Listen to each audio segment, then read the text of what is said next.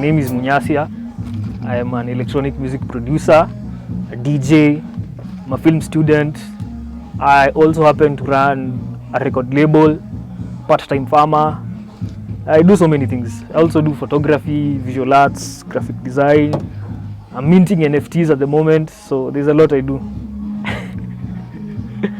But so, primarily, yeah, I make music and I try to express myself through music, mostly. What genre of music do you make?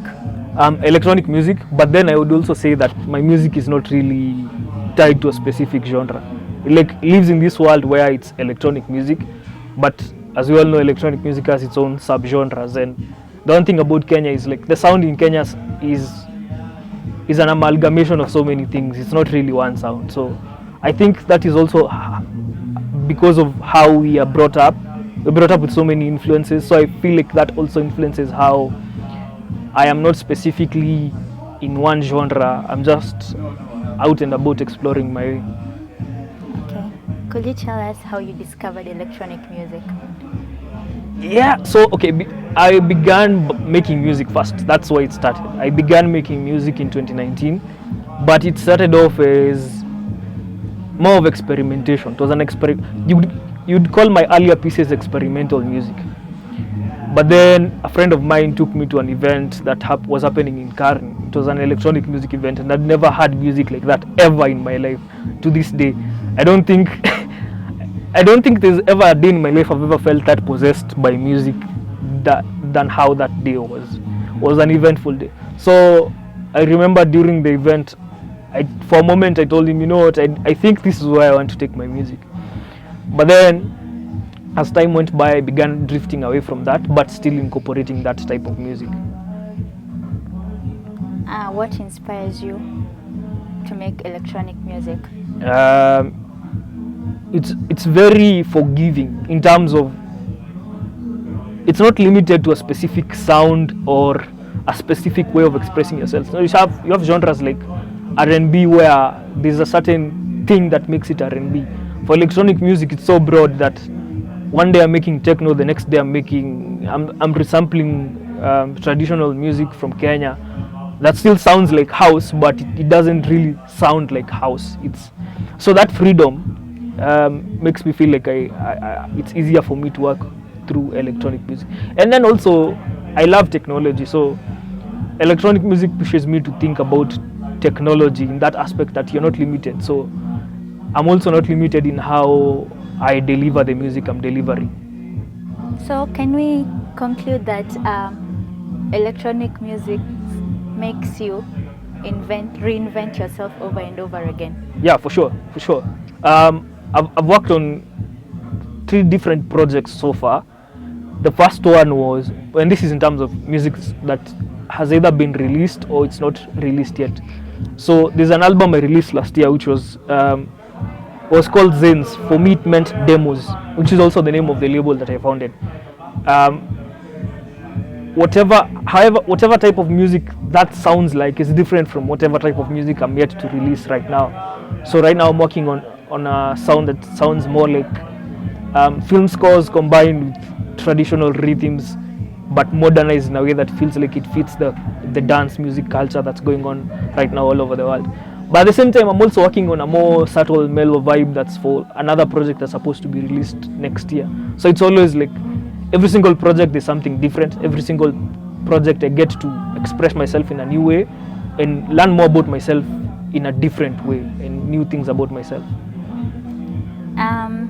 We've talked about how you've discovered electronic music and everything else, but you haven't told us what rich history does it have in Kenya. How do people know it? Because personally I don't know it. Well, it depends on the circles you're in. It's different now as it was before. Before it was very accessible, and you'd see that because what happens is Kenya's music history was really was spearheaded by the labels that came from abroad and came and set up shop in Kenya. For example, Polygram Records, they're the ones who also owned that record shop that was in industrial area that shut down. So I think it was the only one in East Africa. So the record label culture is what made electronic music in the past big in Kenya. So you're looking at people like Mombasa Vikings with their Mama Matotoya and Kibe Kibe. But now it's less accessible because the people who are behind it are more, because, okay, what happened is when electronic music sort of died down and the labels left Kenya, it became very risky to be in business, to be in music business. So I think it's a cautious return back to electronic music, to the scene, especially since now we have local record labels which are doing electronic music. But then there's also the idea of going to where this is accepted easily and quick, because you also need to sustain yourself as a business, and then you can think about expanding. So it's at the moment it's very, you could say, niche, but it's really expanding. We've seen even in the past few months where we've had international corporations coming to support electronic music in East Africa and especially in Kenya. People like Jägermeister, Ballantyne's, Boiler Room. So you're seeing more of that. So that means that it's still expanding. But that dip that happened after the record labels, the international record labels left Kenya, left a gap that is slowly being filled. Okay, so the artists in the music industry are trying to explore this genre that was almost obsolete, but it's slowly coming back. But what about the recipient? How is your audience? How has the reception been to this new, not and yet not new kind of music? I think it's really good, especially because post-pandemic, post-pandemic is when people fell in love with this, with electronic music on a larger scale, and became more receptive to it. And I think part of it is due to the Amapiano wave that shocked Kenya. Kenyans aren't expecting that. I mean, it was still there before pandemic for a long time, but then the idea that people were at home, they became more exposed to what's going on out there and what's going on actually in Kenya with people who used to do electronic music events but didn't have a proper way to expose themselves to a wider audience. So back to your question, which I've forgotten. What is the reception like right now? It's better than how it was 2-3 years ago. It's really, really, really good. We're having so many people, even so many upcoming DJs and event organizers hosting electronic music events, and especially because most venues are accepting of the format. They realize that once people hear that type of music, because it's designed to be heard in like a club setting, it's designed for people to be dancing to it, or for the most part. So most venues are made for that, and when they see the reception is really, really good compared to the other types of music, they'll want these organizers to come back. So it's growing because of that appeal to the venues, and also the appeal to the audience who are seeking something new. Now, as Munyasya, as DJ Munyasya, am I right? Okay, so what has been your personal experience as a DJ playing this nice yet not known music in clubs, in events, to your friends? What has been your personal experience? It's been a mixture of emotions, first of all. Especially, I organize my own events, and I also play at people's events, especially friends' events. Playing at friends' events is much more fulfilling because there's always that, they already have an audience. As for me, I don't have that large of an audience. I have a very small audience. So experiencing a new audience that doesn't know you, and you see some good reactions out of it, there's nothing fills you with joy as much as that does. I was playing at a festival earlier in the year, and I remember I was DJing for I had an hour's set. I played the first 3 songs, and the sound system went off, and I remember people cheering, and there's no music going on. At this point, people are just so into the music, it's unreal. And then I played again in the morning, just a random set, and people were there in the morning loving my music. I remember there's one lady who brought her drink and put it next to me and told me, please look after this for me. I'm not going anywhere. This is to tell you I'm not going anywhere. I'm coming back right now. And she was the only, I think, yeah, it was her and her friend had left. She was the only one who was left there, and she was like, no, I'm not leaving. I like your music. So it's fulfilling playing at people's events. Now, playing at my events is a bit 50-50, because then I play whatever I want, and I can experiment with what I want to do at my events. So I can bring a vocalist on board, and I DJ as the vocalist sings. But then the problem is, since I'm also coming up in terms of events in Nairobi, having that audience